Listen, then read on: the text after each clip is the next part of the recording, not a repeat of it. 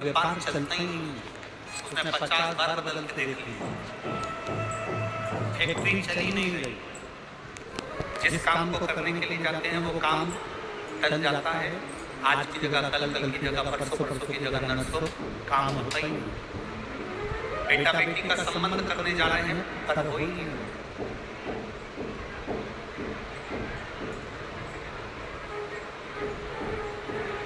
कितना भी दरिद्र से दरिद्र व्यक्ति, कितना दीन से दीन व्यक्ति, एक नियम वो अगर अपनी जिंदगी में बना ले, प्रदोष काल में, प्रदोष के समय पर बेलपत्री के वृक्ष के नीचे एक बार जाकर नमन करना और प्रदोष काल में शंकर भगवान के मंदिर में दिया लगाना, ये दो चीजें अगर वो 3 महीना भी लगातार कर ले तो उसके जीवन में कभी कोई समस्या आ ही नहीं सकती, कोई दुख आ ही नहीं। एक नियम बना, जब कोई करे तुम्हारे जीवन में कष्ट ही कष्ट है, तब एक काम चालू करो, शिव की आराधना।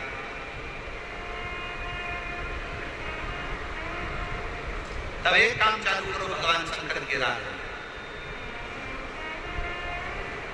3 चीजें अपना लो। पहले नंबर पर शिव जी के मंदिर में 1 लोटा जल चढ़ाना।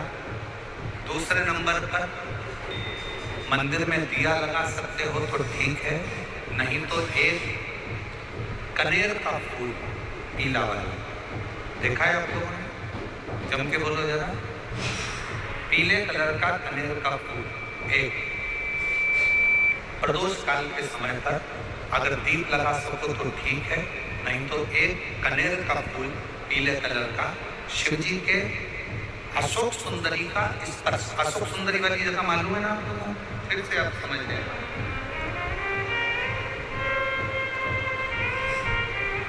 ये शिवलिंग, जलाधारी, ये चरण, राइट में गणेश जी, लेफ्ट में कार्तिकेय जी, मध्य भाग में जो एक मोटी सी लाइन होती है वो अशोक सुंदरी का स्थान होता है। जहां पर शिवलिंग रखा हुआ है ये पार्वती जी का हस्तकमल है। शिवलिंग के ऊपर जो कलश में से एक बूंद पानी गिरता है वो शंकर जी की 5 लड़कियां, जया, विषहारा, सामनी बारी, दौतली, देव। शिव जी के 6ठे नंबर की लड़की अशोक सुंदरी मध्य भाग में। जब एक कनेर का फूल प्रदोष काल में अशोक सुंदरी वाली जगह पर स्पर्श कराकर शिव जी को समर्पित करना। 3 क्रम है, अगर बन सके तो करो। पहला 1 लोटा जल चढ़ाना।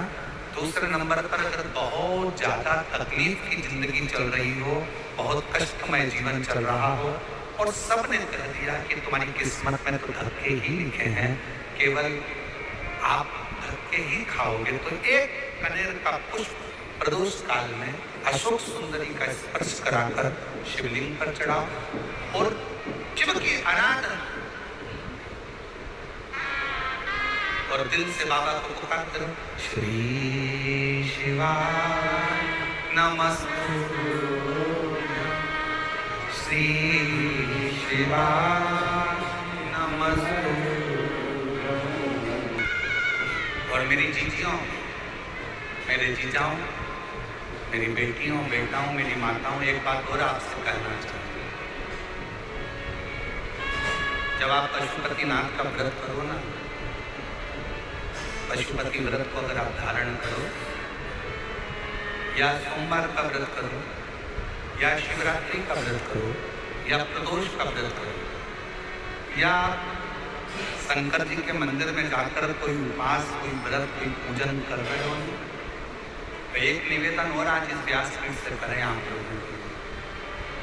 आपकी पूजन की थाली में सब कुछ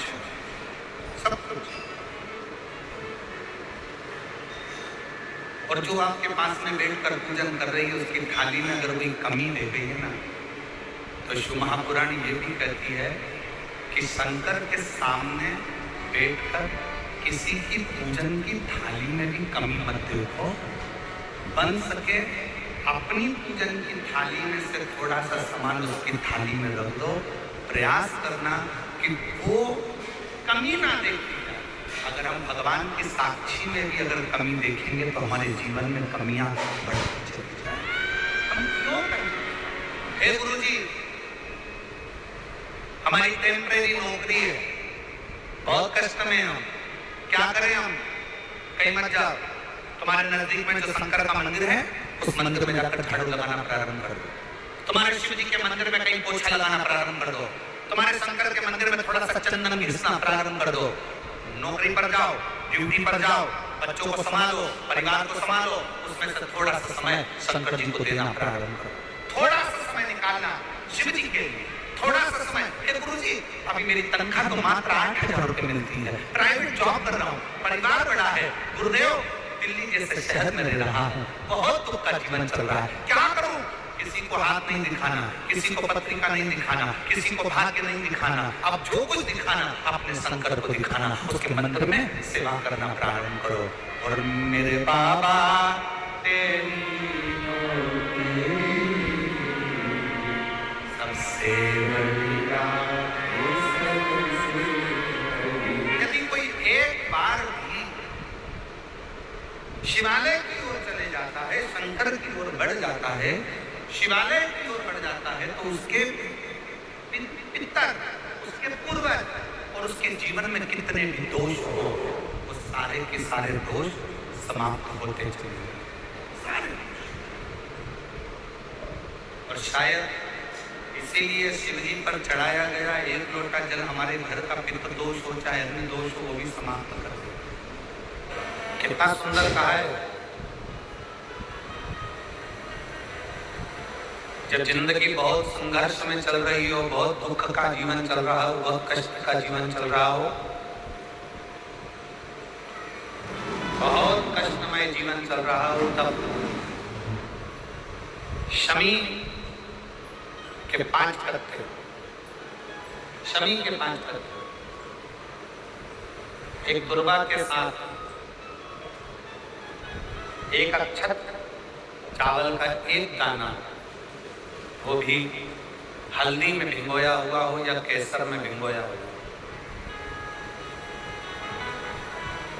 शमी पत्र 5, एक दुर्वा, एक चावल का दाना, जो दिल से हृदय से बेलपत्री के वृक्ष के नीचे पार्थिव लिंग का निर्माण कर मट्टी का शिवलिंग बनाकर प्रदोष काल में, मतलब शाम के समय पर शिवलिंग बनाकर उस पे जल चढ़ाकर, जो ये 5 शमी का पत्र, एक दुर्वा और एक चावल का दाना, अपनी कामना कर कर जो दुख चल रहा है, बाबा से विनय कर कर एक एक पत्ता जब समर्पित कर दे, फिर एक दुर्वा समर्पित कर दे, फिर एक चावल का दाना समर्पित कर दे और बाबा का वहीं पर पुनः विसर्जन कर दे, 3 महीना तो जाने दो, 15 दिन के अंदर वो दुख कटता जरूर है, चाहे कोई भी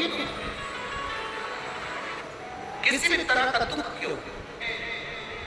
एक बेलपत्र के वृक्ष की परिक्रमा करने वाले को हजारों अश्वमेध यज्ञ का फल प्राप्त हो जाता है, हजारों अश्वमेध यज्ञ का फल प्राप्त हो जाता है। उसी तरह